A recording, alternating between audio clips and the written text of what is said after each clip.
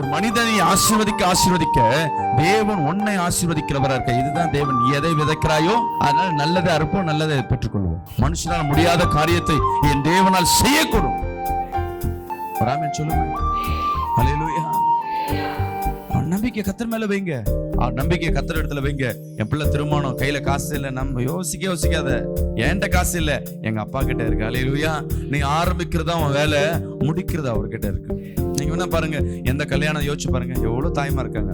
எந்த கல்யாணமும் அது நிச்சயமான கல்யாணம். கல்யாணம் கிட்ட வந்து பணம் இல்லைன்னு நின்று இருக்கா, கொஞ்சம் கவனிச்சு பாருங்க. பணம் இல்லைன்னு வாங்க, யாரும் தரலன்னுவா. நான் கல்யாணம் முடிஞ்சு நான் பிள்ளைங்க எல்லாம் குழந்தை குட்டியோட தான் வாழ்ந்து கொண்டிருக்கோம். நீ கடன் வாங்கி அதுக்கப்புறம் நடக்கிறது வேற விஷயம். ஆனா கல்யாணம் தரப்பட்டிருக்கா? இருக்காது. உன் நம்பிக்கை கர்த்தரிடத்துல வை. அந்த கல்யாணம் காணா ஒரு கல்யாணத்தை காட்டிலும் விசேஷமா கர்த்தர் நடத்துவார். ஹல்லேலூயா.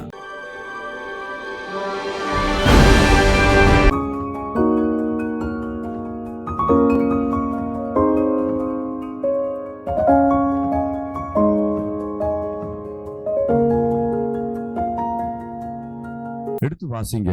சங்கீதம் 62ஆம் அதிகாரம் 6ஆம் வசனத்தை நாம் வாசிக்க கேட்போமா? கைகளை வேதத்தை எடுத்துக்கொள்ளுங்க. அவரே என் கன்மலையும் என் ரட்சிப்பும் என் உயர்ந்த அடைக்கலுமானவர், நான் அசைக்கப்படுவதில்லை. தேவன் எப்படிப்பட்டவரா இருக்கிறாரு? அவர் வல்லமை உள்ள தேவனா இருக்கிறார், மகிமை பொருந்திய தேவனா இருக்கிறார். இன்னைக்கு காலையில வார்த்தையை கேட்டிருப்பீங்க. வந்தவங்க சொல்லுங்க பார்க்கலாம், யார் இயேசு? இயேசுனா யாரு? அவர் எப்படிப்பட்டவர்? காரியத்தை வாய்க்க பண்ணுகிறவர். அவ்வளவுதான், ஒரு பாயிண்ட் தான். அப்புறம் அமைக்க விடுறவர், அப்புறம் விட்டு விலகாதவர். இது உங்க மைண்ட்ல ஆழமா இருந்துச்சா, இயேசு யாருன்னு தெரிஞ்சுட்டா அந்த 3 சூழ்நிலைக்குள்ளதான் நம்ம கடந்திருப்போம். அவர் நம்மளை தூக்கி எடுக்கிறவரும், நம்ம விட்டு விலகாதபடி நம் காரியங்களை வாய்க்க பண்ணுகிற தேவனா இருக்கிறார். இப்போ என்ன பார்க்க போறோம்னா, அவர் சொல்லுகிறார், சங்கீதத்துல சொல்லப்பட்டிருக்கு, படிங்க. அவரே என் கன்மலையும் என் ரட்சிப்பும் என் உயர்ந்த அடைக்கலுமானவர், நான் அசைக்கப்படுவதில்லை. நான் அசைக்கப்படுவதில்லை. எவ்வளவு தைரியமா சொல்றாரு. உங்களுக்குள்ள அந்த தைரியம் இருக்கணும். நான் அசைக்கப்படுவதில்லை. ஒரு மேஜையில இதுல வந்து என்ன பண்ற, இந்த போன் இப்படி வச்சிருக்கேன். இந்த போன் இந்த மேஜைய அசைச்சா என்ன ஆகும்? ஆனா போன் சொல்லுது, நான் அசைத்தாலும் என்ன பண்ண மாட்டேன். நம்ம தான் இது, இப்போ நீங்க தான் இது. இதுதான் வந்து சாத்தான்னு வச்சுக்கோங்க. இந்த பலிபீடத்தை பிடிச்சி ஆடுறான். நீங்க என்ன சொல்றீங்க? நான் அசைக்கப்படுவதில்லை, நான் அசைக்கப்படுவதில்லை. ஒரு லைட்டா ஷேக் ஆனா என்ன ஆயிடுது? நான் முடிந்துடுறோம். ஒரு மேஜையில் இருக்கிற அப்படிதான், ஒரு மேஜையில் இருக்கிறது, ஒரு பேலன்ஸ் பண்ணி வச்சிருக்கிற காரியம் நான் அசைக்கப்படுவதில்லைன்னு. ஆனா நம்ம வாழ்க்கையில உண்மையாவே அசைக்கப்படுகிறோமா? அசைக்கப்படலையா? பிசாசு எங்கெங்க ஆட்டி வைக்கிறானோ அப்பெல்லாம் நம்ம என்ன பண்ணியிருக்கோம்? அசைக்கப்பட்டு கொண்டு இருக்கோம். அப்பெல்லாம் நம்ம வாழ்க்கை தடுமாறி கொண்டு இருக்கு. இங்க கவனிங்க, நம்ம நேரம் ஃபுல்லாவே அசைக்கப்பட்டிருக்கோம். ஒரு பாவம் வந்துட்டாவே போதும், நம்ம அசைக்கப்பட்டவர்களா இருக்கோம். ஆனா தாவீது சொல்லுகிறான், படிங்க அந்த வசனத்தை மீண்டும். அவரே என் கன்மலையும், அவரே என் கன்மலையும் என் ரட்சிப்பும் என் உயர்ந்த அடைக்கலுமானவர், என் உயர்ந்த அடைக்கலுமானவர், நான் அசைக்கப்படுவதில்லை. நான் அசைக்கப்படுவதில்லை. அப்போ அவன் சொல்றதுக்கு முன்பாக யாரை ஒப்பிடுறான்னா, இயேசு கிறிஸ்துவை ஒப்பிடுகிறான். அவரே என் கன்மலை. கன்மலைனா எனக்கு பாதுகாப்பு, ரட்சிப்பும் என் உயர்ந்த அடைக்கலுமானவர், நான் அசைக்கப்படுவதில்லை. இன்னைக்கு எந்தெந்த சூழ்நிலை நான் நான் நான் எங்க பேசுறீங்களோ அந்தந்த இடத்துல நீங்க தோற்று போனவர்களா இருப்பீங்க. நம்ம உலகத்துல நிறைய பேர் பேசுவாங்க, நிறைய சொல்லுவாங்க. நான் என்று சொல்லும் பொழுது நாக்கு ஒட்டாது, நாம் சொன்னா ஒட்டும். அப்ப நாம்னாவே 2 பேர் சேர்ந்திருந்தா இந்த உதடு ஒட்டுறது இல்லை. இது இங்கிலீஷ்ல சொன்னா ஒருமை பன்மையும் சொல்லியிருந்தா மொழியினால வந்து ஒருத்தர் வாழ்க்கையில மாற்றம் ஏற்படாது. ஆனா எங்க 2-3 பேர் இருக்கும் அந்த இடத்துல நான் அசைக்கப்படுவதில்லை. எந்தெந்த இடத்துல நம்மளை பிரதிபலிக்கிறோமோ, என்னால் இதை செய்ய முடியும், என்னால் என் பிள்ளைய வளர்க்க முடியும், என்னால் என் பிள்ளை கண்ட்ரோல வைக்க முடியும், என்னால் என் குடும்பத்தை நடத்த முடியும், நான் நினைச்சேன்னா முடிச்சிருவேன், நான் இருந்தேன்னா முடிச்சிருவேன், நான் தான் பண்ணேன். இப்படி நான் எங்க இருக்கிறோமோ, எந்தெந்த இடத்துல நான் நீ சொல்றியோ அங்கங்க இயேசு கிறிஸ்து என்ன பண்ணுவாரு? நீ எப்ப நான் சொன்னியோ அப்படியே விளங்கிடுவார். ஓ, இவன் தனியாள் போலுக்கு. எனக்கு எல்லா இயேசுன்னு சொல்லும் பொழுது அவர் உன் கூடயே இருக்கிற ஃபீல் பண்ணுவார். என் தேவன் எப்படி நான் மனிதரோடு சேர்ந்திருப்பதை ரொம்ப ஆசைப்படுவார். அவர் நம்ம இருதயத்துல தான் இருக்கிறார். உன்னோடு அவர் கிரியை செய்வதற்கு விரும்புவார். உங்களோடு தான் இருப்பார். ஆனா நீங்க நான் சொல்ல சொல்ல அவர் நினைச்சுப்பார் நம்மளை பிரிச்சு பேசுறாங்க, நம்ம ஏன் இருக்கணும், நம்ம இப்படி தனியா இருப்போம். அம்மாவா இல்லையா? நீங்க வீட்லயே பாருங்க, சமையலாக்கும் பொழுது ஒரு சொந்தெல்லாம் வந்துருச்சுன்னா சொல்லுவாங்க, நான் சமையலாக்கி முடிச்சிருவாங்க, நான் நினைச்சா எல்லாம் பண்றேன்னு. நீங்க என்ன பண்ணுவீங்க, நீங்க ஹெல்ப் பண்ண போனவங்க கூட கொஞ்சம் வெயிட் பண்ணுவீங்க. ஓ அவங்களே பண்ணுவாங்க உங்களுக்கு, அவங்க தான் வாமா கொஞ்சம் ஹெல்ப்னு கூப்பிட்டாதான் என்ன பண்ணுவீங்க, நம்ம உள்ள போவோம். அது வரையும் என்ன சொல்லுவாங்க, நான் எல்லாத்தையும் பண்ணிடுவேன், நான் எல்லாத்தையும் பண்ணிடுவேன். எந்த இடத்துல உங்களை உயர்த்துறீர்களோ அந்த இடத்துல இந்த உலகத்துல தாழ்த்தப்பட்டு கொண்டு இருக்கும், நம்மள அறியாமே தாழ்த்தப்பட்டு கொண்டிருக்கும். அந்த வேலையில நான் தான் சொல்லிட்டு நம்ம பெருமையா சொல்லிக்கலாம். தேவனுடைய பிள்ளையா இருக்கிற நீங்க, என்னால எதுவும் செய்ய முடியாது, எல்லாம் என் தேவனால. ஹல்லேலூயா சொல்லுங்க, கரங்களை உயர்த்தி. என் தேவனால் கூடாத காரியம் ஒன்றுமில்லை. சொல்லுங்களேன், சத்தமா சொல்லுங்க. என் தேவனால் கூடாத காரியம் இல்லை. நான் இல்லப்பா. உங்க இருதயத்துல அந்த வாஞ்சம் இருக்கணும். நான் இல்லப்பா, எனக்குள்ள எல்லாம் நீங்க தான். எப்படிப்பட்ட மலை போல பிரச்சனை இருந்தாலும் ஒரு செகண்ட்ல அது ஒண்ணு இல்லாம போயிடும். ஹல்லேலூயா.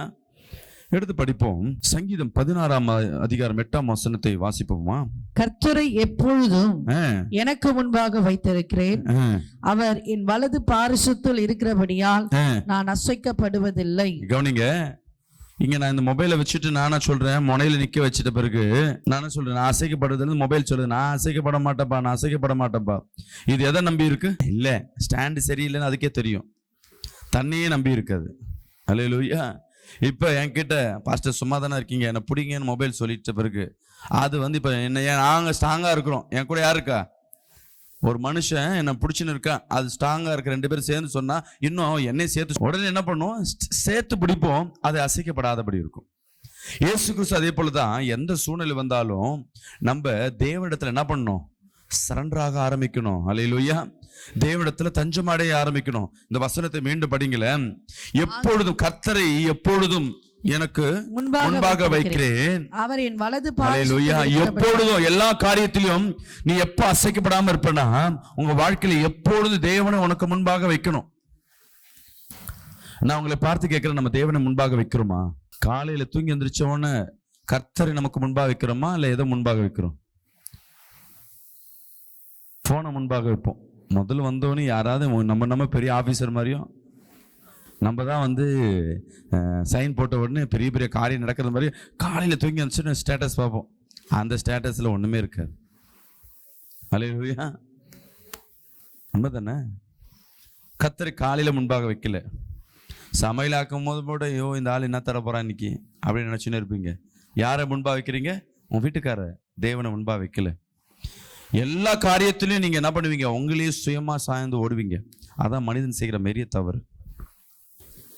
தேவன் எதிர்பார்க்கிற காரியம், நீ எல்லாத்திலும் நீ என்னதான் சார்ந்திருக்கணும் அவர் பிரியப்படுகிறார். நம்ம என்ன பண்றோம், நான் வளரல. இந்த குழந்தை பாத்தீங்கன்னா, என் பையன் என் பொண்ணு சின்ன வயசுல என் எங்கேயாவது வெளியே போனா எங்க கூடயே வருவாங்க. கையை பிடிச்சிட்டு தான் இட்டுட்டு போவோம். நாங்க சொல்ற மாதிரி தான் இப்பதான் வரணும் இப்படிதான் வரணும் வருவாங்க. ஆனா கொஞ்சம் வளர்ந்த பிறகு என்ன பண்ணுவாங்க, எங்களுக்கு வளர தெரியாதா, விடுங்கப்பா நாங்களே பாத்துக்கிறோம், நாங்களே போவோம். இன்னைக்கு ஒன்றும் இல்லை, டோர் இல்லை, நானே திறக்கிறேன்னு திறந்தாரு. 2000 ரூபாய் பச்சா, நான் அடி வாங்காம இருந்தா சரி. ஹல்லேலூயா. போயிட்டானா? ஆமென். அன்பு பிரியமான ஜனமே, இன்னைக்கு கர்த்தர் உங்களோடு பேசி கொண்டிருக்கிறார். உங்களுக்கு முன்பாக உங்க எல்லா காரியத்திலும் தேவன் எதிர்பார்க்கிற பெரியதான காரியம் என்னன்னா, எல்லாவற்றிலும் உங்களை எதிர்பார்ப்பார். அதுதான் மெயினான காரியம்.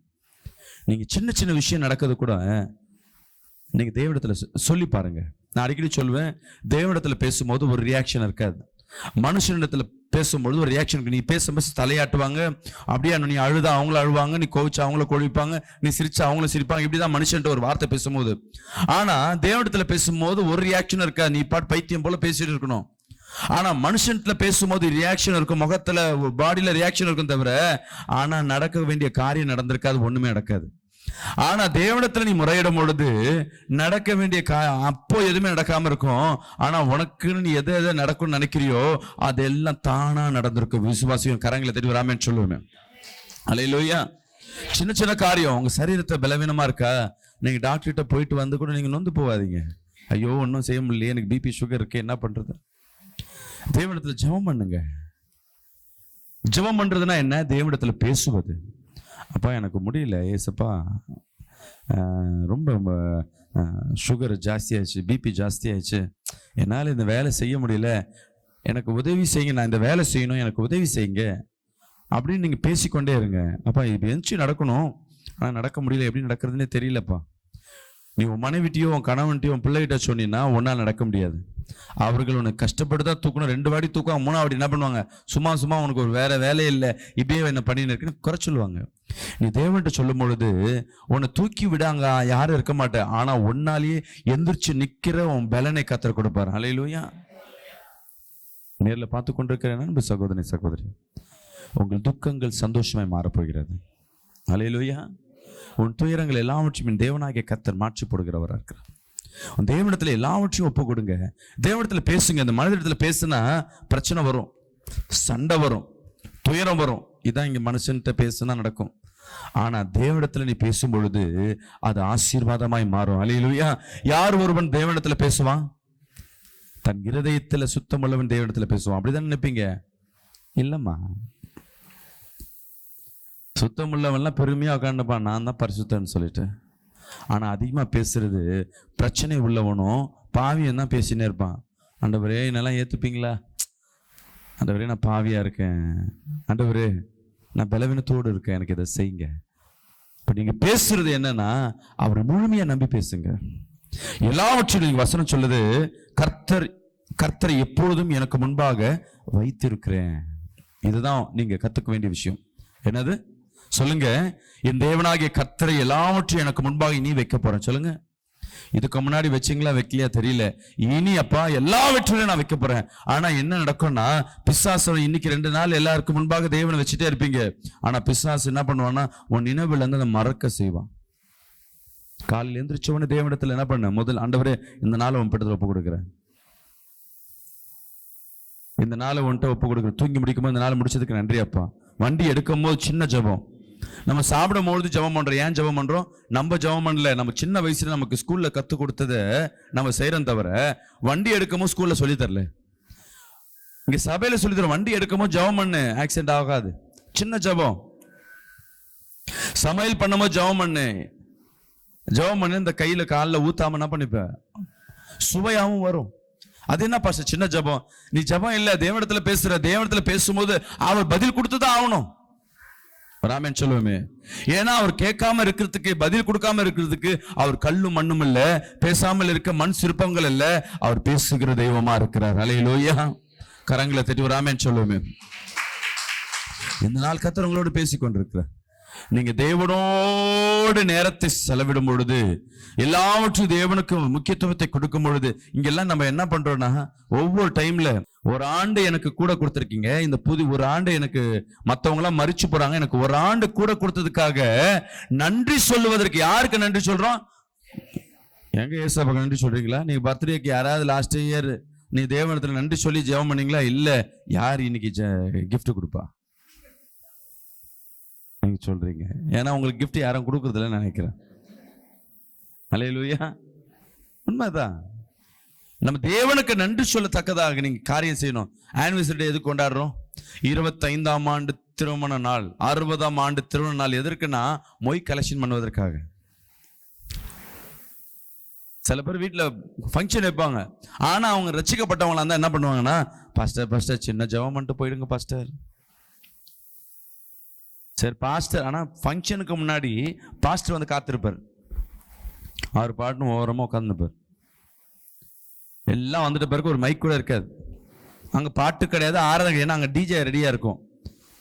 அவன் சொந்தக்காரெல்லாம் வந்திருப்பான். அந்த நத்தில ஜபெல்லாம் பண்ணி அசிங்கப்படுத்தக்கூடாது. யாரை இன்சல்ட் படுத்துற? தேவனுக்கு முக்கியத்துவம் கொடுக்கல. உடனே என்ன பண்ணுவீங்க? மைக் கொடுத்து பாஸ்டர் சின்ன ஜெபம் பண்ணி முடிங்க. அவரும் சூழ்நிலையை பார்த்துட்டு பாஸ்டர் என்ன பண்ணுவாரு? என் ஆத்துமாவே கர்த்தரை ஸ்தோத்திரி, சின்ன ஜெபம் பண்ணி போடுவார். இதுல கர்த்தருக்கு நன்றி சொல்றது இருக்கா? நன்றினா என்ன? அவரை ஆராதித்து அவரை மகிமைப்படுத்தி பாடணும். அல்லேலூயா. அவருக்கு ஸ்தோத்திரம் சொல்லி. இங்க யாருமே சொல்ல. பர்த்டே பேபி 2 பேர் இருப்பாங்க, அப்பா அம்மா வந்து நிற்பாங்க. அவங்களாம் சொந்தக்காரன் வந்துட்டு அப்படி உட்காந்துட்டு மேலே சாப்பிட்டு வெயிட் பண்ணு. எங்க உட்காந்துருப்பான்? ப்ரேயர்ல பாஸ்டர் பேசின்னு இருப்பாரு. இவங்க சிந்தனை எல்லாம் எங்க இருக்கும்? வந்தவங்களை கவனிக்கிறதுலயே இருக்கும். இங்க பாட்டுன்னு சபையில வந்தாதான் ஆராதனை. இதே நீங்க சர்ச்சி சத்திரத்துல வச்சு ஆராதனை பண்ணீங்கன்னா பாஸ்டர் மட்டும் தான் பாடணும் தவிர எதிர்க்க இருக்கலாம் அப்படியே ஆப்போசிட்ல திரும்பிட்டு அவங்க பாட்டுன்னு ஏதோ கதை பேசுவாங்க. இதுல கதை பேசுறது யாருன்னு புறஜாதியா இருந்தா பரவாயில்ல, நம்ம ரட்சிக்கப்பட்டவங்க தான் புது சொந்தம் வந்திருக்கும், 3 நாளுக்கு அப்புறம் வந்திருக்கு. நீ கர்த்தருக்கு மகிமைப்படுத்துறியுமா? இல்ல, திருமண நாள் எல்லாமே. இதனாலதான் அந்த ஆண்டு முழுதும் உனக்கு இந்த ஆண்டு உங்களுக்கு பிறந்தநாள் வந்து என்ன பண்ண போறீங்க? அந்த நாள் முழுவதும் தேவனுக்கு நன்றி சொல்லுகிற காரியமா இருக்கணும். விசுவாசிக்கலாமே சொல்லுமே. நன்றி சொல்லும் போது ஏதாவது கிஃப்ட் எல்லாம் வந்தா வாங்கி வச்சுக்கங்க. ஆனா முதல்ல என்ன காரியமா இருக்கணும்? நன்றி சொல்லதான் இருக்கணும். எல்லாவற்றிலும் நீ சமையல் செய்யும் பொழுது, டிராவல் பண்ணும் பொழுது, இன்னைக்கு ஒரு தீர்மானத்தை எடுங்க. நீங்க நன்றி சொல்றதாய், அவரை மகிமைப்படுத்துறதாய், எல்லாவற்றுக்கும் முன்ன நிற்கும் பொழுது கர்த்தர் சொல்லுகிறார், நீ அசைக்கப்படுவதில்லை. ஹல்லேலூயா. உன் சொந்தங்களுக்கு முன்பாக உன்னை அசைக்கப்பட முடியாது. உன் எதிரிகளுக்கு முன்பாக உன்னை அசைக்கப்பட முடியாது. ராமன் சொல்லுவோமே, நீ பலம் கொண்டு நிக்கிற மாதிரி இருப்ப. ஏன்னா உன்னோடு இருக்கிறவர் யாரு? பெரியவர். விசுவாசி. ராமன் சொல்லுவோமே. 2வது படிப்போம், சங்கீதம் 82:5 படிப்போம். ஏன் அசைவு உண்டாகிறது? சொன்னேன் இங்க போனை வச்சேன், ஏன் இந்த மேஜையை ஆசிச்ச உடனே அது உழுது? ஏன் நீங்க அநேக நேரம் அசைக்கப்படுறீங்க? அதற்கு கேள்விக்கு பதில் சொல்றேன், படிங்க. அறியாமலும் உணராமலும் இருக்கிறார்கள். அறியாமலும் உணராமலும் இருக்கிறார்கள். அந்தகாரத்திலே நடக்கிறார்கள். அந்தகாரத்தில் நடக்கிறார்கள். தேசத்தின் அஸ்திபாரங்கள் எல்லாம் அசைகிறது. ஹல்லேலூயா. அதற்கு காரணம் என்ன? அசைக்கப்படுறதுக்கு அறியாமலும் உணராமலும் இருக்கிறோம். இன்னைக்கு நம்ம தேவனை அறியாம உணராம இருக்கிறோம். நம்ம சொல்லி ஏசப்பா இருக்கு, ஓகே. சபைக்கு வரும்போது நீ ஸ்தோத்திரம் சொல்ற, அதே வீட்டுல ஸ்தோத்திரம் சொல்றியா? வீட்டுல மட்டும் அசிங்க வார்த்தை பேசுற. அப்ப என்ன அர்த்தம்? வீட்டுக்குள்ள உணராம இல்ல. உங்க கூட தேவன் இங்க ஆலயத்துல இல்ல, அது தெரிஞ்சுக்குங்க. ஆலயத்துல தேவ மகிமை இருக்கு, அதுல எந்த மாற்றமும் இல்லை. ஆனா தேவன் எங்க இருக்கிறார்னா, ஒவ்வொரு ரட்சிக்கப்பட்ட இருதயத்துக்குள்ளே என் தேவனாகிய கர்த்தர் இருக்கிறார். கரங்களை தட்டி வராமன்னு சொல்லுவோமே. அல்லேலூயா. தேவன் இங்க இருக்கிறார். ஏன் எனக்கு பலவீனம் வருது? ஏன் எனக்கு சோர்வு? திடீர்னு என் வாழ்க்கையில எதற்கு எனக்கு தீங்கு ஏற்படுகிறது? நீங்க சற்று யோசிச்சு பாருங்க. அசைக்கப்படுறதக்கதாக அவர் அறியாம உணராம இருக்கிறோம். ஒரு பிரச்சனை வருதமா, உனக்கு தீண்ட வருது, நீ தவறே செய்திருக்க மாட்ட. ஆனா பிரச்சனை வரும்போது தேவன் உன்னை பார்ப்பார், நீ நீதியில நடக்கிறாயா என்று பார்ப்பார். அல்லேலூயா. என்ன பாப்பாரு? நீதியில நடக்கிறியா? உன் வாழ்க்கையை அப்படியே நிதானிப்பார். நீதியில நடக்கிறியா? உண்மையா இருக்கிறாயா? பொய் சொல்லாம இருக்கிறாயா? ஒரு பிரச்சனை வரும்போது, இன்னைக்கு ஒரு சம்பவம், கீழே கார்ல திறக்கும்பொழுது, டோரை திறக்கும்போது தெரியாம பின்னாடி வண்டி வர்றது பார்க்காம திறந்தனால டோர்ல பட்டு ஒரு அம்மா கீழே விழுந்துட்டாங்க. தப்பு யார் மேல? டோரை திறந்த பிள்ளை மேல இருக்கு. 2வது அவங்கள வழி நடத்துற அந்த பிள்ளை கண்ட்ரோல் பண்ணியிருக்கணும், பெற்றோர்கிட்ட இருந்து அது மிஸ் ஆயிருக்கு. தப்பு எங்க மேலே இருக்கு. அந்த அம்மா கீழே விழுறாங்க. அந்த அம்மா அவசியத்தில் என்ன பண்றாங்க? சொந்தத்தெல்லாம் கூப்பிடுறாங்க. சொந்தெல்லாம் வந்துட்டு என்ன பண்றாங்க? எதுவும் பெருசா பேசல. இந்த அம்மா தான் ரியாக்ஷன் ஆகுறாங்க. வண்டி உடஞ்சிருக்கும், எனக்கு பலவீனமா இருக்கு, ஹாஸ்பிட்டல் கூப்பிட்டாலும் வரல. அவங்க மோட்டிவேஷன் ஹாஸ்பிட்டல் இல்லை, சண்டை போடணும் தான். பணமும் கிடையாது, சண்டை போடணும். ஏன்னா அவங்களுக்கு ஆதகம் பணம் வந்து ஒரு மனிதனுக்கு வந்து இல்லாதவனுக்கு பணம் பெட்டரா இருக்கும். ஆனா பணத்துல தேவைப்படாதவனுக்கு அது பெருசா இருக்காது. ஆனா பிரச்சனை பண்ணணும். என்ன, நான் நிறைய பேர் என்ன பண்ணியிருப்பேன், தள்ளி விட்டுருப்பேன், இடிச்சிருப்பேன். ஆனா என்னையே நீ தள்ளி விட்டுறாங்க. அவங்க பிரச்சனை பண்றது மோட்டிவேஷன். இப்போ அவங்களுக்கு வந்து எதிர்த்து நிற்கலாம், நீ கேஸை கொடுமா, நம்ம பண்ணலாம். இல்லை நான் 4 பேர்னா எனக்கு 4 பேர் தெரியும், இது நீதியா? நான் சொல்கிறேம்மா, உனக்கு அடிபட்டிருக்க, ஹாஸ்பிட்டல் போகலாம் வாங்க, வண்டி ரிப்பேரா, வண்டி சரி பண்ணலாம் வாங்க. அவங்களுக்கு என்னன்னா அது என்ன பண்ணுன்னு தெரியல. வண்டியை போய் எங்ககிட்ட விட்டுட்டு அவங்க போய் சர்வீஸ் பண்ணி நான் எடுத்து வந்து கொடுக்கணும். உனக்கு எவ்வளோ சொல்லுமா, நான் பண்ணுறேன்ட்டு ஒருத்தர் சொல்கிறார். ஐயா நாளைக்கெல்லாம் வச்சுக்காதீங்க, ஒரு 1000 ரூபாய் கையில் கொடுத்து முடிங்க. 1000 ரூபாய் 1500, 1000 ரூபா கொடுங்க. அதிகமாக கேட்டால் 1500, 2000 ரூபா கொடுத்து பிரச்சனை இன்றைக்கே சால்வ் பண்ணிவிடுங்க. இல்லை அவங்க நாளைக்கெல்லாம் வலிச்சுன்னு வராதிங்க அப்படின்றார். நல்லதான் சொல்ல, ஒரு குடிகார சொல்கிறார். இப்போ இங்கே வந்து இன்னொருத்தர் திட்டுறாங்க, அவங்க வந்து பாட்டுக்கு. நம்ம வந்தத்தில் இல்லை, நீ என்ன ஒன்றா பண்ணிக்க, உனக்கு ஏன் காசு தரேன், போ அங்கே பார்த்துக்கணும். நம்மளால ஒருத்தருக்கு தீங்கு ஏற்படுக்கு, அதுக்கு நம்ம தான், அதுக்கு 1,00,000 ரூபாய் இருந்தாலும் யார் பொறுப்பாக இருக்கணும்? அதை நீதி கத்தர் அதை பார்ப்பார். பிரச்சனை வரும்பொழுது, இதுவே எனக்கு கூட, இது எங்க ஊரா இருந்து, என் சொந்தம்லாம் இருந்து வெளியேந்து ஒருத்தவங்க வந்து விழுந்திருந்து யாராச்சும் சொல்றாங்க, ஏய் யார் எந்த ஊர்ல வந்து யார்கிட்ட வந்து என்ன பண்றேன்னு என்கிட்ட கேட்க 10 பேர் இருக்கிறாங்கன்னா என் குணாதிசயங்கள் எப்படி மாறும்? காசு கொடுத்துருப்பான்னு நினைக்கிறீங்களா? அந்த டைம்லயும் உன்னை கொடுக்குறவனையும் உன்னை கொடுக்க விட மாட்டான். அதெல்லாம் நீ கொடுக்காதீங்க பாஸ்டர், கொடுக்க விட மாட்டாங்க. ஏன்னா உனக்கு பலம் அது இருக்கும். உனக்கு எல்லாம் என்ன இருக்கு, அவங்க எப்படி பண்ணாலும் பரவாயில்ல, உன்னை சேவ் பண்ணதான் அவங்க பார்ப்பாங்க. ஆனா நீ நடந்துக்கிற விதம்னு ஒண்ணு இருக்கு. தேவன் அதுதான் பார்ப்பாரு. எல்லாவற்றையும் அவரை உணராதபடி, அவர் புரிஞ்சு கொள்ளாதபடி, அவர் எப்படிப்பட்டவர், ஏன் உங்ககிட்ட பேசுறது இல்ல, நீங்க ஏன் அவர்கிட்ட எல்லாம் ஒரு பிரச்சனைன்னு வரும்பொழுது மட்டும்தான் அவர்கிட்ட போறோம் தவிர மற்ற எந்த சூழ்நிலையும் தேவனை சார்ந்து இல்லை. இன்னைக்கு உங்களோட நான் பேசிக்கொண்டிருக்கிறேன், கர்த்தர் உங்களோடு பேசிக்கொண்டிருக்கிறார். இந்த வார்த்தையின் மூலமாக நீ எல்லா சூழ்நிலையிலிருந்து உண்மையாக உத்தமமாக நீதிமான்களாக நீங்க வாழும் பொழுதுதான் நீங்க அசைக்கப்படாதபடி இருப்பீங்க. நம்ம ஏன் அசைக்கப்பட்டிருக்கோம்? ஏன் வியாதியில மாற்றோம்? ஏன் வருமானத்துல மாற்றம் குறைவில், சமாதான குறைவில் ஏன் மாற்றம், குடும்பத்துல ஏன் சண்டை வருது?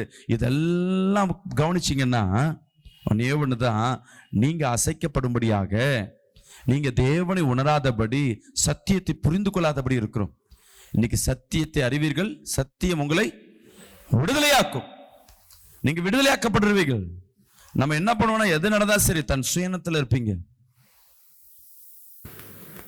இன்னைக்கு கர்த்தர் ஒவ்வொரு இருதயத்துல பேசிக்கொண்டிருக்கிறார். எது நடந்தாலும் சரி, நான் தேவனுக்காய் ஜீவனோடு இருப்பேன். சொல்லுங்களேன், நான் சத்தியத்துல நிலைச்சிருப்பேன். சத்தமா சொல்லுங்களேன், நான் சத்தியத்துல நிலைச்சிருப்பேன். தேவனுக்காய் நான் என்ன பண்ணுவேன்? நான் வாழ்வேன். எது நடந்தாலும் சரி, எது நடந்தாலும் சரி, என்ன நடந்தாலும் சரி, என் வாழ்க்கையில உண்மைக்கு உத்தமமா இருப்பேன். இன்னைக்கு நிறைய பேர் சபையில இருக்கவங்க மத்தியில நிறைய கஷ்டமா இருக்கும். நல்லா இருப்பாங்க சபையில. போன வாரம் பார்த்தீங்கன்னா அந்த பிள்ளைங்க சின்ன வயசுல வேளாங்கண்ணிக்கு பொருத்தனை பண்ணாங்களாம். சபைக்கு வந்து ஞானஸ்தானம் எடுத்த புள்ள, ஊழியம் செய்யறவங்க குடும்பத்தோடு போய் மொட்டை அடிச்சுட்டு வராங்க. நீங்க சொல்லுங்க, இது தேவனை உணர்ந்த காரியமா? கேட்கிற பாதி நம்மளுக்கு சிரிப்பா இருக்கணும், அதுலயும் நம்ம மாட்டுவோம். சின்ன சின்ன தப்பு. கல்யாணம் பண்ணும்போது பார்ப்பீங்க, எல்லாம் இருப்பீங்க, நம்மளே பெருசா இருக்க மாட்டோம். எங்க ஜாதியிலேயே பாருங்க, எங்க உன் ஜாதியை பார்க்குறியோ அங்க முடிஞ்சு போச்சு. நீ இயேசுவை ஒதுக்கி வச்சிட்ட, தேவனை குறித்து என்ன பண்ணல, உணராதபடி இருக்கிற. எங்க குடும்பம் தகுதி என்ன, உங்க குடும்பம் தகுதி என்ன? நீ தகுதியை பார்க்கிறன்னா உன் வாழ்க்கையில தேவன் என்ன பண்ணுவாரு, உன் தகுதி அவர் என்ன பண்ணுவார், லிஸ்ட் போட்டு காட்டுவார். கொஞ்ச நாளுக்கு நீ எது எது தகுதி நினைக்கிற அதெல்லாம் எடுத்து போட்டுருவார். ஒரு மனிதனை நீ உயர்த்த உயர்த்த தேவனாகிய கர்த்தர் உன்னை உயர்த்துகிறவரா இருக்கிறவர். ஆமென் சொல்லுவோமே. ஒரு மனிதனை நீ போற்ற போற்ற அநேக மனிதர்கள் உன்னை போற்ற ஆரம்பிப்பாங்க. ஒரு மனிதனை ஆசீர்வதிக்க ஆசீர்வதிக்க தேவன் உன்னை ஆசீர்வதிக்கிறவரா இருக்க. இதுதான் தேவன். எதை விதைக்கிறாயோ அதனால நல்லதை அறுப்போம், நல்லதை பெற்றுக்கொள்வோம். விசுவாசிகளாமே சொல்லுவோமே. மூன்றாவது காரியம், சங்கீதம் 125 1ஆம் வசனத்தை வாசிப்போம். இங்க கர்த்தரை நம்புகிறவர்கள் அசைக்கப்படுவதில்லை. முதல் சொன்ன ஏன் அசைக்கப்படுறோம், கர்த்தரை பத்தி அறியாதது காரியம். ரெண்டாவது, அவர் எல்லாவற்றிலையும் நீங்க முக்கியத்துவத்தை கொடுக்கும் பொழுது நீங்க அசைக்கப்படுவதில்லை. இங்க கர்த்தரை மட்டும்தான் நம்பணும். படிங்க, கர்த்தரை நம்புகிறவர்கள் என்றென்றைக்கும் அசையாமல் நிலைத்திருக்கும் சீயோன் பர்வதத்தை போல இருப்பார்கள். அல்லேலூயா. விசுவாசிக்கலாமே சொல்லுவோமே. உங்க நம்பிக்கை யார் மேல இருக்கணும்? மாத்திரை மேல, மருந்து மேல இருக்கக்கூடாது. அல்லேலூயா. உன் சொந்த பந்தம் யார் மேல இல்ல, கரங்களை வைத்து சொல்லுங்களேன், உங்க நம்பிக்கை எப்பொழுதும் அவர் மேல வைங்க.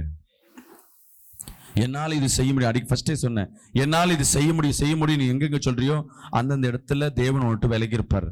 அந்த இடத்துல நீ மட்டும்தான் இருப்ப, வெற்றி காண மாட்டேன். எந்தெந்த இடத்துல தேவனை முன்னாடி திருத்தம் வைக்கிறோமோ உன் நம்பிக்கை அவர் மேல வைங்க. மனுஷனால் முடியாத காரியத்தை என் தேவனால் செய்யக்கூடும். ஆமென் சொல்லுமே. அல்லேலூயா. நம்பிக்கை கர்த்தர் மேல வைங்க. நிறைய நேரம் நான் யோசிச்சிருக்கேன், நம்மளை கர்த்தர் எப்படி உயர்த்துறாரு. எனக்கு அந்த 10 நாளா சிங்கப்பூர்ல சர்ச்சை ஆரம்பிக்கிறது எனக்கே ஒரு வியப்பா இருக்கு. யார்கிட்ட சொன்னாலும் நம்ப மாட்டாங்க.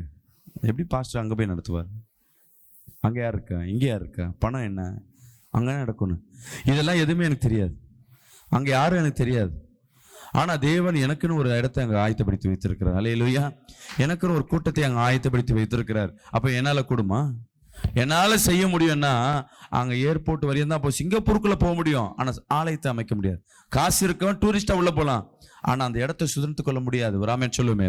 தேவன் உன்னோடு இருக்கிறார்னா இல்லாதவைகளை இருக்கிற போல் பண்ணுகிற தேவன். கரங்களை தட்டி ஒரு ஆமென் சொல்லுமே. அல்லேலூயா சொல்லுங்க. இல்லாதவைகளை இருக்கிற போல் பண்ணுகிற தேவன்.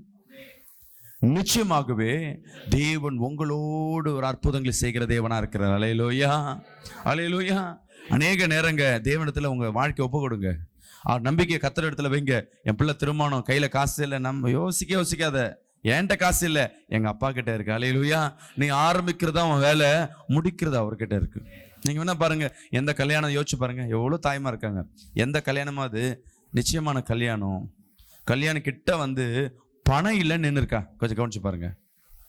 பணம் இல்லைன்னு வாங்க, யாரும் தரலன்னு வாங்க. நான் கல்யாணம் முடிஞ்சு அந்த பிள்ளைங்க எல்லாம் குழந்தை குட்டியோட தான் வாழ்ந்து கொண்டிருக்கோம். நீ கடன் வாங்கி அதுக்கப்புறம் நடக்கிறது வேற விஷயம், ஆனா கல்யாணம் தரப்பட்டிருக்கா? இருக்காது. உன் நம்பிக்கை கர்த்தரிடத்துல வை. அந்த கல்யாணம் காணா ஒரு கல்யாணத்தை காட்டிலும் விசேஷமா கர்த்தர் நடத்துவார். அல்லேலூயா. நீ வீடெல்லாம் வாங்க முடியுமா? வாடகையே கொடுக்க முடியல பாஸ்டர். நீ வீடு வாங்கணும்னு தீர்மானத்தை எடு. நான் அடிக்கடி என்னோட சாட்சியை விசேஷமா சொல்லுவேன். நிறைய பாஸ்டர் சேனலுக்கு வருவாங்க, அவங்க வாழ்க்கையில ஒரே ஒரு சாட்சி தான் இருக்கும். அதுதான் போற இடத்துலலாம் சொல்லியிருப்பாங்க, கர்த்தர் என்னை இப்படி தொட்டார். என் வாழ்க்கையில் நடந்தது எல்லாம் சாட்சி தான். வீடே இல்லை எனக்கு, இதே தெருவில் தான் கடைசியில் ஒரு இடத்துல வாடகைக்கு லீஸுக்கு இருக்கும்.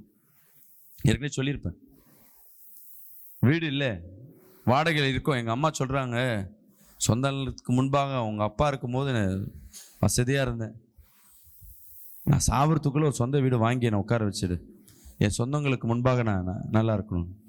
அந்த வெறித்தனம் போய் வீடெல்லாம் தேடுறேன். புரோக்கரை போய் பார்ப்பேன், புரோக்கர் பார்ப்பாரு, எவ்வளோக்கே வேணுங்க வீடு, எவ்வளோ வீடுன்னு. ஒரு 50 லட்ச ரூபாவில் பார்க்கலாமான்னு. என்கிட்ட எவ்வளோ இருக்கும் சுமாரா சொல்லுங்க, எவ்வளோ இருக்கும்? ₹1 கூட இருக்காது. ஒரு 10,000 ரூபாய் வச்சுட்டு 50 லட்ச ரூபாய்க்கு பிளான் ஒன்றுமே இருக்காது. ஆனால் அவர்கிட்ட போவேன், அவரும் எனக்கு சலிக்காம என்கிட்ட காசு இருக்குன்னு நினச்சி வீடெல்லாம் காட்டுன்னு இருப்பார். எல்லாத்தையும் வேணான்றீங்க, எவ்வளோ ரூபாயில தான் பார்க்குறீங்க? ஒன்றும் கம்மியா, ஒன்றும் ஓலை வீடு கம்மியா? ஹவுசிங் போர்டு பார்க்குறீங்க, ஹவுசிங் போர்டு வேணாம் இல்லை. ஆனால் நம்ம என்ன சொல்றது, வாங்குற இண்டிபெண்ட் வீடா, ஒரு ஓலை வீடு இருந்தாலும் தனி வீடா காட்டுங்க. இதுதான் என் ஆசை. ஆனால் தனி வீடா இருக்கணும். தேவன் என்ன பண்றாரு, இந்த மகாராணி தேட்டருக்கு பின்னாடி ஒரு வீட்டை என்ன பண்றேன், 3 லட்ச ரூபாய்க்கு பேசிட்டு 50,000 ரூபாய் அட்வான்ஸ் கொடுக்கணுன்றதுக்கு நான் எவ்வளோ கொடுக்குறேன், 10,000 ரூபாய் அப்படி புரட்டி கொடுத்தாச்சு. இப்போ 3 லட்ச ரூபாய்க்கு எனக்கு கொடுக்க காசு ஆள் இல்லை. நான் 6 மாதம் டைம் கேட்குறேன். அந்த வீட்டில் வாடகையே 20,000 ரூபாய்க்கு அப்பயே வருது. நான் சொல்கிறேன், நம்ம 20,000 ரூபாய் கடன் வாங்கடா, அப்படியே வாடகை என்ன பண்ணிடலாம், அசை அப்படியே கொடுத்துரு, அதுலேருந்து வர்றதே கொடுத்துடலாம், அப்படியே மனக்கணக்கில் போட்டு பண்ணுறோம். என் சொந்தக்கார்ட்ட கேட்குறேன், அவங்க வீட்டுக்காரு, எங்கள் அக்காவோட வீட்டுக்காரு ஃபாரின்ல இருக்காரு. மாமாட்ட சொல்லிட்டேன்டா வந்துடும்.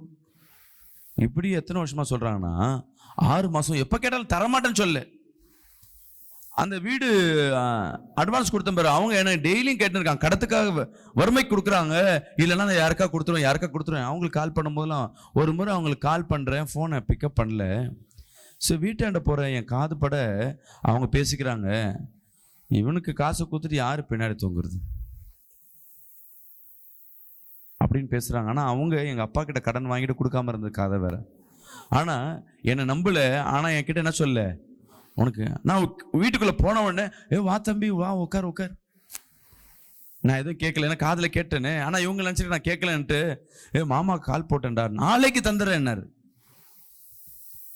நான் கம்முன்னு இருந்துட்டு வேணான்னு சொல்றதா வேணும்னு சொல்றதா தெரியல, கோபத்தில் சரிக்கா நாளைக்கு வருமா, ஓகே. நாளைக்கும் நான் என்ன பண்ணுறேன், எங்கே தந்துருவாங்களோன்ட்டு நான் கால் பண்ணுறேன். அப்படியே தான் இன்னும் 10 நாள் சொல்கிறாங்க. அந்த அட்வான்ஸ் கொடுத்தது ரிட்டர்ன் கொடுத்துட்டு அந்த வீட்டை வேற ஒருத்தர் வாங்கிட்டாங்க. அப்படியே கண் கலங்கி அழுது நிற்கிறேன். ஆண்டவரே, என்ன ஆண்டவரே, உண்மை தான் நம்பி இருக்கிறேன், எனக்கு இப்படி பண்ணிட்டீங்களே, நான் அழுவுறேன். அப்போ தேவன்கிட்ட பேசும்பொழுது போதகர் சொல்றாரு, நீ அவரை மட்டும் நம்ப, நீ சொந்தக்காரன் நம்பின, நீ தோத்து போன. நான் சொன்னேன், எனக்கு உதவ எங்க அப்பா இல்லை, சொத்து இல்லை, சரியான வேலை இல்லை, நான் எப்படி நடத்துவேன்? கர்த்தர் மேல நம்பிக்கை கொடு, கர்த்தர் கொடுக்க நினைச்சா கொடுப்பாருப்பா, அப்படிதான், அவ்வளவுதான் வார்த்தை. இதுதான் எனக்கு. கத்த கொடுக்க நினைச்சா கொடுப்பாரா? சரி ஆண்டவரே, ஒன்னும் 6 மாசத்துக்குள்ளே நான் சொந்த வீடு வாங்கலைன்னா அவ்வளோதான். யார்கிட்ட கேட்குறேன்? அவரை மிரட்டுறேன், அவ்வளோதான். உங்களை உண்டுலன்னு பண்றேன். நான் 6 மாசத்துக்குள்ள சொந்த வீட்டுக்குள்ள நான் போய் ஆகணும். ராமேன் சொல்லுவேன். அந்த 6 மாசம் நடக்கிற கதையை பாருங்க. நான் சைதாப்பேட்டில் இப்போ இருக்கிற வீடு ஒரு ஓலை வீடு, பக்கத்து வீடு.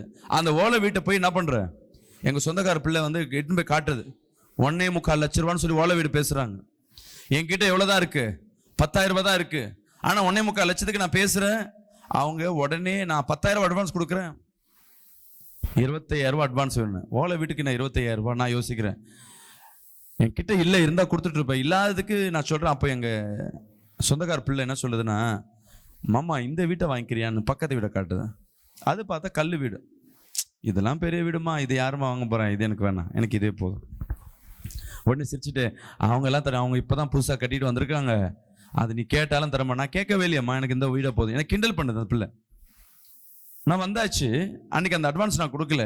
1 மாசம் கழிச்சு எனக்கு அதே சகோதரி கால் பண்ணது, மாமா நான் ஒரு வீடு பக்கத்து வீடு காட்டினேன்ல, அந்த வீடு விலைக்கு வருது, நீ வாங்கிக்கிறீங்களா? அவ்வளோலாம் என்கிட்ட இல்லைம்மா. எவ்வளோமா சொல்கிறாங்க? 7 லட்ச ரூபா சொல்கிறாங்க. அவ்வளோலாம் வேண்டாம்மா, விடுமா, எனக்கு அந்த வீடை பாரு. திருப்பியும் கால் பண்ணி, நீங்கள் வாங்குறீங்கன்னா சொல்லுங்க, நான் ரேட்டு வேணா பேசுகிறேன். அவங்க எவ்வளோதான் சொல்கிறாங்க? 4 லட்ச ரூபானா முடியும்னு. நான் என்ன சொல்கிறேன், வானான்றதுக்கு வராதுக்கு 3 லட்ச ரூபானா ஓகேனா முடியுங்கம்மா அப்படின்றேன். 2 நாளில் அந்த ஓகேன்னு சொல்லிட்டு 3 லட்ச ரூபாய்க்கு 7 லட்ச ரூபா வீட்டை ரெடியாக இருக்காங்க. என்கிட்ட எவ்வளோ இருக்குது? 10,000 ரூபாய் இருக்குது. இந்த லீஸுக்கு கொடுத்த ஒரு 60,000 ரூபாய் இருக்குது. மொத்தம் 70,000 ரூபாய். மீதி எவ்வளோ இருக்கும்? ஒன்றுமே இல்லை. உதவி செய்ய யாரும் இல்லை, சொந்ததே இல்லை. ஸ்ட்ரெயிட்டாக போகிறேன், அந்த 10,000 அட்வான்ஸ் கொடுக்குறேன். கொடுத்துட்டு 3 மாசத்துல 10 நாளில் 1 லட்ச ரூபா கொடுத்துறேன். 3 மாசத்துல முழு அமௌண்ட்டை கொடுத்துறேன். இதான் டீல். 10 நாளில் 1 லட்ச ரூபா தரமா, மீதி இருக்கிற 2.5 லட்ச ரூபா 3 மாசத்துக்கு கொடுக்குறேன். எங்கேருந்து வந்தேன்னே தெரிலம்மா. ஆனால் அவ சொன்ன போல 10ஆவது நாள் கூப்பிட்டு 1 லட்ச ரூபா கொடுக்குறேன். ஒரு ஆமேன்னு சொல்லுவேமே. 3ஆவது மாசத்துல கரெக்டா 3 நாளுக்கு முன்பாக 2 லட்ச ரூபா செட்டில் பண்ணி அந்த வீட்டை ரெஜிஸ்டர் பண்றேன். ஒரு ஆமேன்னு சொல்லுவேமே. எங்க இருந்து வந்துச்சு, யாரு கொடுத்தா, என்ன கொடுத்தா ஒண்ணுமே தெரியல. பிரதிஷ்டை பண்ணும்பொழுது எல்லாம் பார்க்க வந்தவங்க எல்லாம் கேட்ட கேள்வி, எப்படி வாங்கினேன், எப்படி வந்தது, எது வந்தது, இதே தான் கொஸ்டின். இதுவரை யோசிக்கிறேன், எப்படி வாங்கினேன்னு தெரியாது. ஆனா தேவனிடத்துல நீ முழு நம்பிக்கை வச்சுனா தேவன் உனக்கா எல்லாவற்றையும் செய்ய வல்லவரா இருக்கா. அல்லேலூயா. முடியுமா? உன்னால முடியாது, உன்னோடு இருக்கிற தேவனால கூடும். அல்லேலூயா. சொல்லுங்க, என்னால முடியாது. இந்த வீடு இல்லாதவங்க வாடகை கட்ட முடியல, நொந்து போவாதீங்க, யோசிக்காதீங்க. வீடை வாங்கணும்னு யோசி. அதுதான் தேவன் எதிர்பார்ப்பாரு. ஆண்டவரே இந்த வாடகை கட்ட எப்படியாவது ஹெல்ப் பண்ணுங்க. அந்த ஜபத்தை பண்ணா கத்தரை பிடிக்காது. நீ அவ்வளவுதான் யோசிக்கிற. 5,000 ரூபாய் 6,000 ரூபாய் 10,000 ரூபாய்க்கு ஜெபம் பண்ணிருக்கியா, அந்த வீட்டை வாங்கணும் யோசி. அல்லேலூயா. இப்ப அங்கேருந்து வீடு வாங்கிட்டு வந்து என்ன பண்ணிருக்கோம், இங்க வாடகை இருக்கும் 22,000 வீடு. ஒவ்வொரு மாசமும் 1ஆம் தேதி கொடுக்க வேண்டிய வாடகை எத்தனாம் தேதி கொடுக்குறேன்னு தெரியுங்களா? 31ஆம் தேதி 30ஆம் தேதி கொடுக்குறேன். ஒரு மாசம் அப்படியே எண்டில் தான் கொடுப்பேன். அவரும் ஓனர் பாவம். ஆனா எனக்குள்ள என்ன விசுவாசம்னா, அந்த வீட்டை வாங்கணும். வாடகையே கட்ட முடியல அந்த வீட்டை. ஏன்னா எனக்கு ஒரு முறை என்ன பண்ணிட்டேன், நான் அனுபவிச்சிட்டேன். தேவன் என்னோடு இருக்கிறாருன்னு. நம்ம கொடுக்க மாட்டாரா? அல்லேலூயா. அந்த அவசரம் பேசுறேன், கையில காசு இல்லை, வாடகை கட்ட முடியல. நான் கேட்குறேன், இந்த வீடு விற்கிறது வந்து ஒரு ஐடியா தான் சொல்லுங்க சார். ஒரு 2 வருஷம் பொறுங்க, வீடை விற்கிற ஐடியாவில் இருக்கேன். பையனுக்கு படிப்பு செலவு இருக்கு, நீங்களே வாங்கிக்கோங்க. ஒருத்தர் துன்பப்படுத்தியல்ல, மற்றவங்களோட உங்களுக்கு ரேட்டை நான் கம்மியாக பண்ணி தரேன், நீங்கள் வாங்கிக்கோங்க. வாங்கிறதுக்கு அவர் சொல்லலாம், எங்கள் அப்பா கிட்ட இருந்து நான் என்ன பண்ணுக்கிறேன், மனு போட்டுனுக்கிறேன், ஆண்டவரே ஏதாவது பண்ணுங்கப்பா. எங்கேருந்து வரோம், எப்படி வரோன்னு தெரியாது. நீங்கள் வேணா பாருங்க, சொந்த வீட்டை கத்த நம்ம கை கொடுப்பார். அல்லேலூயா. விசுவாசிக்கும் பொழுது பெரிய காரியங்களை என் தேவன் செய்வார். நீங்க உங்களை நம்பி இருக்காதீங்க, உங்களோடு இருக்க தேவனை நம்பி இருங்க. நீ தேவனை நம்ப நம்ப நீ அசைக்கப்பட்டு போவதில்லை. அல்லேலூயா. உன் விசுவாசங்கள் அசைக்கப்படாத அப்படி உறுதியா இருக்கும். நிறைய பேர் பாப்ப சபையில வரும்போது ஒண்ணு இல்லாம வருவீங்க, தேவனை சார்ந்து இருக்க, வேற தேவைகள் போயிடும். ஆனா நீ ஆரம்பத்துல என்னென்ன ஜெபம் பண்ணி அதெல்லாம் வளர்ச்சி அடைஞ்சிருக்கும். அல்லேலூயா. நீ தேவனத்துல கேட்கறது பெருசா கேளு. நான் அடிக்கடி சொல்றது ஒரே காரியம் தான், நீ தேவனத்துல விசுவாசம் வச்சிருக்கியா, பெருசா கேளு. சின்னதா போய் ஒரு குண்டான சட்டியை கொடு, எனக்கு வந்து தலைவலி சுகமாக்கல இல்லை, பெரிய வியாதியை கேளு. ஆண்டவர் பெரிய வியாதியை கொடுத்து சுகமாக்குங்க கேளுங்க. அல்லேலூயா. எனக்கு இந்த இடத்த கேளுங்க. இந்த இடத்துல உங்க வீட்டுல ஏதாவது ஒரு பிரச்சனை வருதா, அந்த இடத்த வாங்கணும்னு ஆசைப்படுங்க. அங்கிருந்து விட்டுட்டு ஓடி போகணும்னு இருக்காதுங்க. அந்த இடத்துல ஒரு வீட்டை கட்டணும். அல்லேலூயா. ஏதோ ஒரு இடத்துல உன்னை தள்ளி விடுறாங்களா, உன்னை அவமானப்படுத்தி உன்னை உதைக்கி விடுறாங்களா, அந்த இடத்துல நீ என்ன பண்ணணும்? ஒரு ராஜ்யத்தை கட்ட வேண்டும். அதற்கு உண்டான வழியை தேடுங்க. கர்த்தர் செய்வார். ஒண்ணுமே இருக்காது. நீ இயேசு இடத்துல பேச பேச உன்னை பார்த்து பைத்தியக்காரன்னுவாங்க. ஆனா ஞானிகளை வெட்கப்படுத்த உன்ன மாதிரி பைத்தியக்காரங்களை தான் என்ன பண்ணுவாரு? கர்த்தர் எடுத்து பயன்படுத்துவார். விசுவாசிக்கிறாமே சொல்லுவோமே. அல்லேலூயா. உங்க தெரு பேரை யோசிச்சுக்குங்க. இந்த தெருவெல்லாம் எனக்கு தான். எங்கேயாவது கடங்கார அசிங்கமா திட்டிருக்கானா, அவன்கிட்ட சொல்லுங்க, உன் வீடு எனக்கு தான்டா. அல்லேலூயா. சிரிப்பு இல்லை, உண்மை தான். ஆமென். அன்பு சகோதரி சகோதரி, இன்னைக்கு கர்த்தர் உங்களோடு இருக்கிற. நீ அசைக்கப்பட்டு போவதில்லை. நீ அசைக்காதபடி தேவனை சார்ந்து இருக்கும் பொழுது எல்லாவற்றிலும் தேவன் உன்னை உறுதியா வைக்கிற தேவனா இருக்க. கரங்களை தட்டி வராமேன்னு சொல்லுவேன். அல்லேலூயா. எது நடந்தாலும் சரி, என்ன நடந்தாலும் சரி, நீ அசைக்கப்பட்டு போவதில்லை. தேவனோடு இருக்கும் பொழுது எந்த வியாதியும் உன்னை என்ன பண்ணாது? உன்னை ஒன்று செய்யாது. சொல்லுங்க, தேவன் என்னோடு இருக்கும்போது எந்த பண பிரச்சனையும் ஒண்ணு செய்யாது. என் தேவன் என்னோடு இருக்கும்போது எந்த ஒரு குழப்பமும் என்ன ஒண்ணு செய்யாது. தேவன் என்னோடு இருக்கும்போது எந்த சொந்தங்களை என்ன ஒண்ணும் செய்ய முடியாது. கரங்களை தட்டி ஒரு ஆமென் சொல்லுவோமே. அல்லேலூயா. இன்னைக்கு கர்த்தர் உங்களோடு இருக்க. அப்படியே எழுந்து நின்று